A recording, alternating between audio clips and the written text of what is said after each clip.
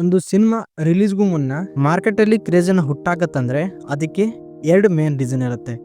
ಒಂದು ಆ ಒಬ್ಬ ಸ್ಟಾರ್ ನಟ, ಇನ್ನೊಂದು ಡೈರೆಕ್ಟರ್. ಆ ಒಂದು ಡೈರೆಕ್ಟರ್ ಲಿಸ್ಟ್ ಅಲ್ಲಿ ಪ್ರೇಮ್ ಕೂಡ ಒಬ್ರು. ಯಾಕಂದ್ರೆ ಜೋಗಿ ಪ್ರೇಮ್ ಅವರನ್ನ ನಂಬಿ ಯಾರು ಹೂಡಿಕೆಯನ್ನು ಮಾಡ್ತಾರೆ ಅವ್ರಿಗೆ ಯಾವತ್ತೂ ನಷ್ಟ ಆಗದಂತೆ ನೋಡ್ಕೊಳ್ತಾರೆ. ಇಟ್ ಮೀನ್ಸ್ ಯಾರು ಬಂಡವಾಳನ ಹೂಡುತ್ತಾರೆ ಅವರಿಗೆ ಲಾಭವನ್ನು ತಂದು ಕೊಡೋ ಕೆಲಸನ ಮಾಡ್ತಾರೆ ಅಂತ. ಸೊ ಅಂತವರು ಮೂವಿನ ನಿರ್ದೇಶನ ಮಾಡ್ತಾರೆ ಅಂದ್ಮೇಲೆ ಆಲ್ಮೋಸ್ಟ್ ಎಕ್ಸ್ಪೆಕ್ಟೇಷನ್ ಜಾಸ್ತಿನೇ ಇರುತ್ತೆ. ಅಂಡ್ ಜೋಗಿ ಪ್ರೇಮ್ ಅವರು ಮತ್ತೆ ಧ್ರುವ ಸರ್ಜಾ ಅವರ ಸಿನಿಮಾ ಬರ್ತಿದೆ KD. ಈ ಒಂದು KD ಸಿನಿಮಾವನ್ನ ಪ್ಯಾನ್ ಇಂಡಿಯಾ ಲೆವೆಲ್ ಅಲ್ಲಿ ರಿಲೀಸ್ ಮಾಡಬೇಕಂತ ಸಿದ್ಧತೆಯನ್ನ ಮಾಡ್ಕೊಳ್ತಿದ್ದಾರೆ.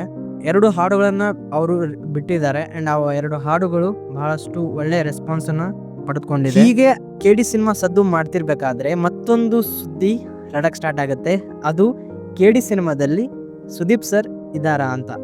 ಬಿಗ್ ಸ್ಟಾರ್ ಗಳ ಕೊಲೆಬಲ್ಲಿ ಸಿನಿಮಾ ಬರೋದು ಕನ್ನಡದಲ್ಲಿ ಅಪರೂಪ. ಹೀಗೆ ಬಿಗ್ ಸ್ಟಾರ್ ಗಳ ಕೊಲೆಬಲ್ಲಿ ನೋಡೋದಾದ್ರೆ ನಾವು ಸುದೀಪ್ ಸರ್ ಮತ್ತೆ ಶಿವರಾಜ್ ಕುಮಾರ್ ಸರ್ನ ನಾವು ಮೊದಲಿಗೆ ಕಾಣ್ತೀವಿ. ಯಾಕಂದ್ರೆ ಅವರು ಯಾವುದೇ ಸಿನಿಮಾವನ್ನ ಅವ್ರು ಕೊಟ್ಟರು ಕೂಡ ಅದು ಚಿಕ್ಕ ಪಾತ್ರದಲ್ಲಿ ಕೊಟ್ಟರು ಕೂಡ ಅವ್ರು ಅದನ್ನ ಕೊಂಡು ಅವರ ಪಾತ್ರವನ್ನ ನಿಭಾಯಿಸ್ತಾರೆ. ಈಗ KD ಚಿತ್ರದಲ್ಲಿ ಸುದೀಪ್ ಸರ್ ಅವ್ರನ್ನ ಅತಿಥಿ ಪಾತ್ರ ಅಂತ ರೂಮರ್ಸ್ ಕೇಳಿ ಬರ್ತಿದೆ. ಧ್ರುವ ಸರ್ಜಾ ಅವ್ರ ಜೊತೆ ಸುದೀಪ್ ಸರ್ ಮೊದಲಿಗೆ ಕೈ ಜೋಡಿಸಿದ್ದಾರೆ. ಸುದೀಪ್ ಸರ್ ಮಾಡುವಂತ ಏನ್ ಕ್ಯಾರೆಕ್ಟರ್ ಇದೆ ಆ ಕ್ಯಾರೆಕ್ಟರ್ ಶೂಟಿಂಗ್ ಆಗಿ ಬೇರೆ ಹೈದರಾಬಾದ್ ನಲ್ಲಿ ಬೇರೆ ಸೆಟ್ ಅನ್ನೇ ಮಾಡಲಾಗಿದೆ.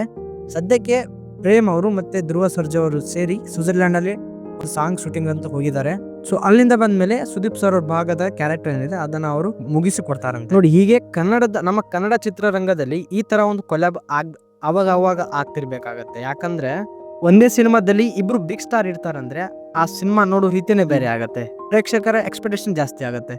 ಹಾಗಂತ ಪ್ರತಿಯೊಂದು ಸಿನಿಮಾಕ್ಕೂ ಕೊಲ್ಯಾಬ್ ಅವಶ್ಯಕತೆ ಇರಲ್ಲ. ಕೆಲವೊಂದು ಸಿನಿಮಾ ಯಾವ ಸಿನಿಮಾದ ಸ್ಟೋರಿ ಒಂದು ಹಿಟ್ ಆಗಿರುತ್ತೆ, ಪ್ರತಿಯೊಂದು ಸಿನಿಮಾ ಹಿಟ್ ಆಗುತ್ತೋ ಅನ್ನೋ ಮಾತು ಸುಳ್ಳು. ಅದೇ ರೀತಿ ಪ್ರತಿಯೊಂದು ಪಾತ್ರ ಕೂಡ ಹಿಟ್ ಆಗುತ್ತೆ ಅನ್ನೋದು ಮಾತು ಕೂಡ ಸುಳ್ಳು. ಸ್ಟೋರಿ ಲೈನ್ ಅನ್ನ ನೋಡಿ ಒಪ್ಕೊಳ್ಬೇಕಾಗತ್ತೆ ಬಿಗ್ ಸ್ಟಾರ್ಸ್ಗಳು. ಆ ಸ್ಟೋರಿ ಲೈನ್ಗೆ ಅವರ ಪಾತ್ರ ಸರಿ ಹೊಂದದೇ ಇದ್ರೆ ಸೊ ಬಹಳ ನೆಗೆಟಿವ್ ಇಂಪ್ಯಾಕ್ಟ್ ಬೀಳುತ್ತೆ. ಸೊ ಕಾದು ನೋಡುವ ಸುದೀಪ್ ಸರ್ ಮತ್ತೆ ಧ್ರುವ ಸರ್ಜಾ ಅವರು ಯಾವ ರೀತಿಯಾಗಿ ಸಿನಿಮಾದಲ್ಲಿ ಕಾಣ್ತಾರೆ ಅಂತ, ಅವ್ರ ಪಾತ್ರ ಯಾವ ರೀತಿ ಇರ್ಬೋದು, ಇವ್ರ ಪಾತ್ರ ಯಾವ ರೀತಿಯಾಗಿ ಇರ್ಬೋದು. ಸೊ ಕಾದು ನೋಡುವ. ಸೊ ಇದೇ ರೀತಿ ಬಿಗ್ ಸ್ಟಾರ್ಸ್ಗಳ ಕೊಲೆಬಲ್ಲಿ ಸಿನಿಮಾ ಬರಲಿ ಅಂತ ನಾನು ಹಾರೈಸ್ತೇನೆ.